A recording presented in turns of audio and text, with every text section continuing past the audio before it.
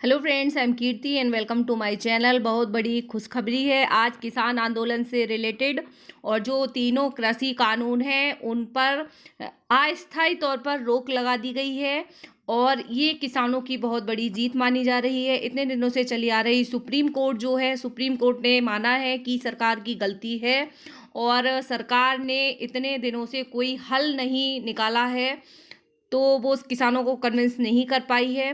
इसीलिए अब एक 4 सदस्यीय कमेटी का भी गठन सुप्रीम कोर्ट ने कर दिया है। उस कमेटी में कौन कौन से सदस्य हैं और किसने क्या कहा है, सुप्रीम कोर्ट ने क्या कहा है, अपने तर्क दिए, सरकार ने क्या कहा है, और साथ ही साथ जो वकील हैं, जो पिटिशनर के वकील हैं, उन्होंने, मुख्य पिटिशनर हैं, उन्होंने क्या किया कहा है, इस वीडियो में सबको जो प्रमुख सबके तर्क हैं वो देखे जाएंगे। और जो कमेटी गठित की गई है उसमें कौन कौन से सदस्य शामिल हैं और इस कमेटी का क्या काम रहेगा, क्या होगा, तो सब कुछ जानेंगे। चैनल पे नए हैं तो सब्सक्राइब कर लीजिए। यह राजनीति नहीं है, सुप्रीम कोर्ट ने कहा है कि चीफ जस्टिस ने, कि यह राजनीति नहीं है। राजनीति और जुडिशरी में फ़र्क है।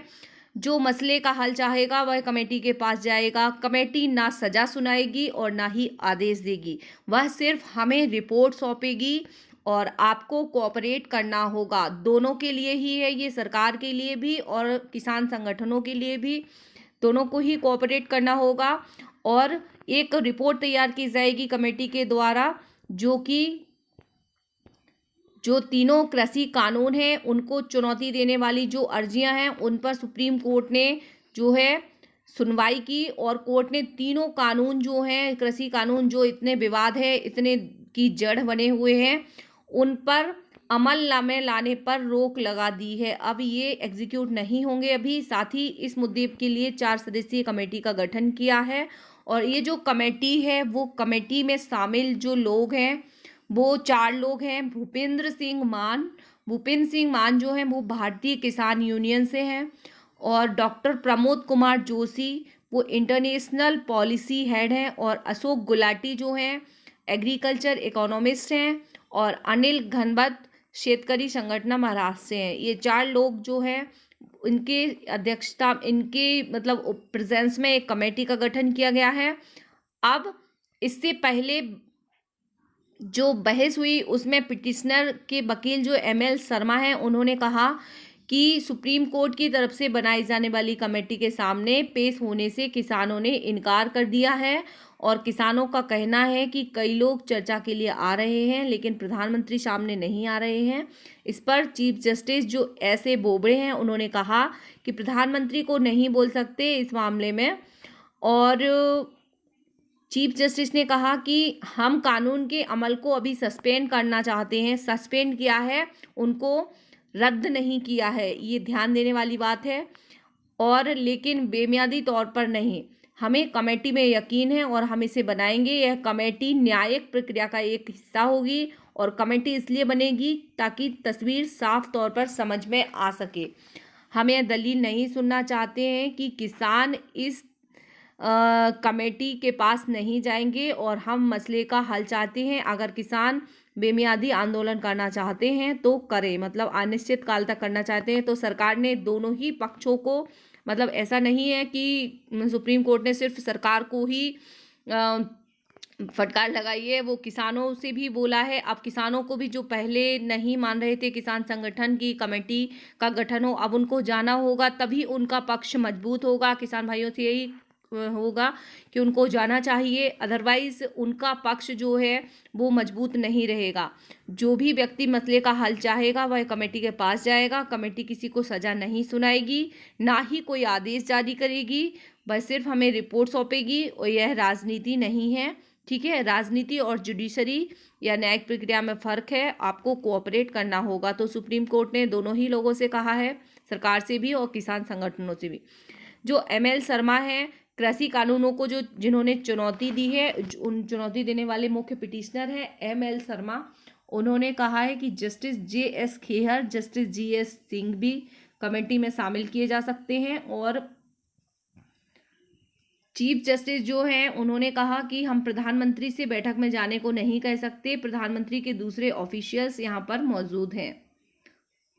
और ML शर्मा जो हैं उन्होंने नए कृषि कानूनों के तहत कहा कि यदि किसान कॉन्ट्रैक्ट करेगा तो उसकी जमीन बेची जा सकती है। जो किसानों का डर है तो उसके लिए ये आप देखिए यहाँ पे उसकी किसान की जमीन बेची जा सकती है और यह मास्टरमाइंड प्लान है। कॉरपोरेट किसानों की उपज को खराब बता देंगे और हर्जाना भरने के लिए उन्हें अपनी जमीन बेचनी पड़ जाएगी।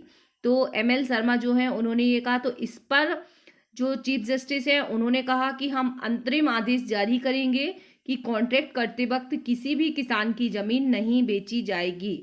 ठीक है, ये चीफ जस्टिस ने कहा है तो फिर डरने की जरूरत नहीं है।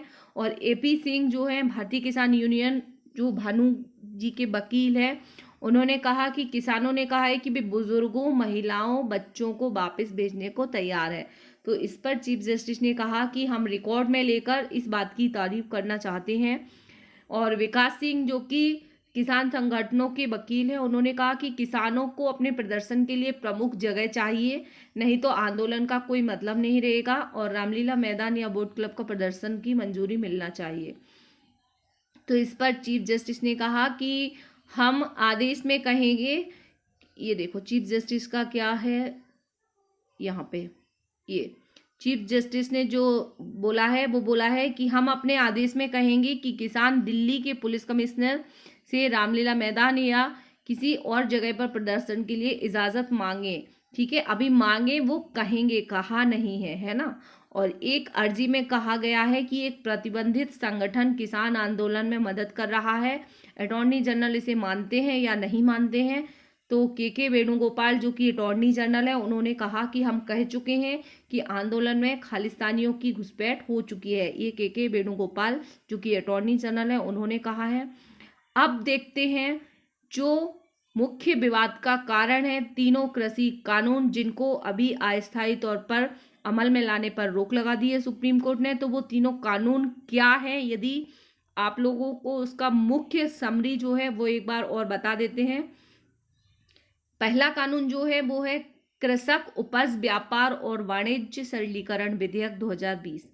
इसमें किसानों को ये डर है कि MSP सिस्टम खत्म हो जाएगा और किसान अगर मंडी के बाहर उपज बेचेंगे तो मंडियां भी खत्म हो जाएंगी। तो सरकार का इसमें बचाव है कि MSP जारी रहेगी, मंडियां खत्म नहीं होंगी। नए किसानों से किसान मंडी के साथ साथ दूसरी जगहों पर भी फसल बेच सकेंगे। और दूसरा जो कानून है वो है कृषक सशक्तिकरण, संरक्षण, कीमत आश्वासन और कृषि सेवा पर करार विधेयक 2020। इसमें किसानों का क्या डर है, कॉन्ट्रैक्ट खेती, जिसका अभी चर्चा की। कॉन्ट्रैक्ट करने से किसान कमजोर होंगे, वो कीमत तय नहीं कर पाएंगे, विवाद की स्थिति बड़ी कंपनियों को फायदा होगा, ये किसानों को इस डर है। और इसके लिए सरकार ने क्या बचाव किया है, सरकार ने कहा है कि कॉन्ट्रैक्ट करना है या नहीं करना है, इसमें किसान को पूरी आज़ादी रहेगी। वो अपनी इच्छा से दाम तय कर सकेंगे, फसल बेच सकेंगे, विवाद की स्थिति में कोर्ट जाने की जरूरत नहीं होगी। आपको क्या लगता है, आप अपना भी तर्क दीजिए, कमेंट बॉक्स में आप अपनी राय बता सकते हैं। तीसरा है आवश्यक वस्तु संशोधन विधेयक 2020। किसानों को डर है कि बड़ी कंपनियां आवश्यक वस्तुओं का स्टोरेज करेंगी, इससे कालाबाजारी बढ़ सकती है। इसके लिए सरकार का बचाव है कि किसान की फसल खराब होने की आशंका दूर होगी, वो आलू प्याज जैसी फसलें बेफिक्र होकर उगा सकेंगे, इंस्पेक्टर राज खत्म होगा और भ्रष्टाचार भी खत्म होगा। तो ये जो तीनों कानून है इसमें किसानों को डर लग रहा है, लेकिन सरकार जो है वो बचाव कर रही है। और इतने दिनों से ये विवाद हो रहा है, कितने दिन हो गए हैं, कितना, पर अभी तक बैठक पे बैठक 8 दौर की वार्ताएं हो चुकी हैं। बिल्कुल जैसे अंग्रेजों और गांधी जी के आंदोलन हुआ करते थे उस टाइम पे वो गोलमेज सम्मेलन हुआ करते थे, वैसे ही स्थिति है आज। हम लोग सोचा करते थे कि आज की जो पीढ़ी है उसको पता चल गया होगा कि उस टाइम पे कैसे आंदोलन हुआ करते थे। हम लोगों को नहीं पता था कि गांधी जी के टाइम पे आंदोलन कैसे हुआ करते थे, बट ये जो किसान आंदोलन हुआ इसमें और बोलना नहीं चाहिए, सरकार के विपक्ष में नहीं बोल रही हूँ, बट ये वैसी ही कंडीशन है कि बार बार वार्ता पे वार्ता, वार्ता पे वार्ता, 8वें दौर की वार्ता, 7वें दौर की वार्ता, पर कोई हल नहीं निकल रहा है। इसीलिए सुप्रीम कोर्ट ने अब कमेटी का गठन किया है और अब इस समस्या का समाधान निकलेगा। अब और किसानों को इस तरह से आंदोलन नहीं करना होगा। जल्दी ही उम्मीद करते हैं कि ये समस्या खत्म हो। जो भी सुप्रीम कोर्ट डिसीजन देगी, अभी जो कमेटी का रिपोर्ट आएगी, कमेटी रिपोर्ट देगी, उसके आधार पर फिर सुप्रीम कोर्ट का डिसीजन दिया जाएगा। तो आई होप आप लोगों को ये सारा मामला समझ में आ गया होगा। और इसी तरह के और वीडियोस और अपडेट्स पाने के लिए चैनल को सब्सक्राइब करके बेल आइकॉन प्रेस कर दीजिए, ताकि आपको करंट अफेयर्स से रिलेटेड सभी मुद्दों के वीडियोस मिलते रहें। Thank you very much for watching. मिलते हैं नेक्स्ट वीडियो में।